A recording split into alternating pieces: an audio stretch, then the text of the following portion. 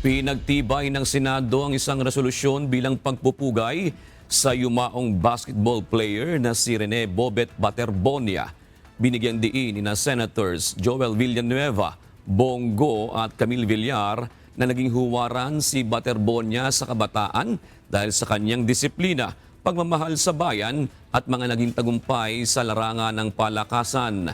Si Baterbonia ay nasawi sa isang insidente ng pagkalunod noong Hunyo 8 at nagrekomenda ang NBI na sampahan ng kaso ang ilang sangkot kabilang na si dating Ateneo head coach Tab Baldwin.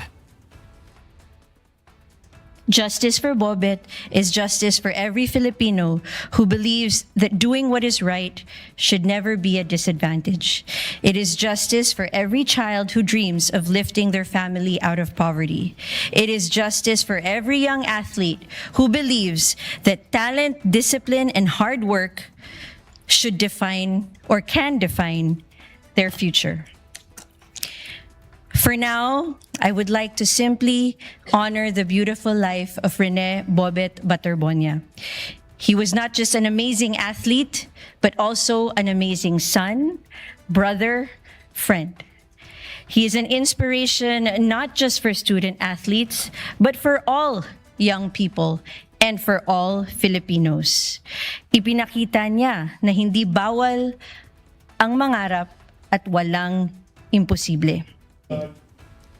Inadapt din ng Senado ang Resolution number 58 bilang pakikiramay sa pamilya ng tatlong mag-aaral na nasawi sa Tacloban shooting incident na sina Joyancy Separa, Ayesa Nicole Dazo at Chris Lawrence Fabian na nasawi sa insidente. Kaugnay nito, ipinag-utos ni Senate President Sherwin Gatchalian sa Senate Secretariat ang pagpapaabot ng tulong pinansyal sa kanilang mga pamilya. Their passing reminds us that every child deserves not only access to education, but also the assurance that schools remain places of learning, hope, and safety. Napaka-importante po ng safety ng mga mag-aaral. We also honor the extraordinary bravery shown by Chris Lawrence Fabian. Sa kabila ng panganib, pinili niyang protektahan ang kanyang mga kaklase.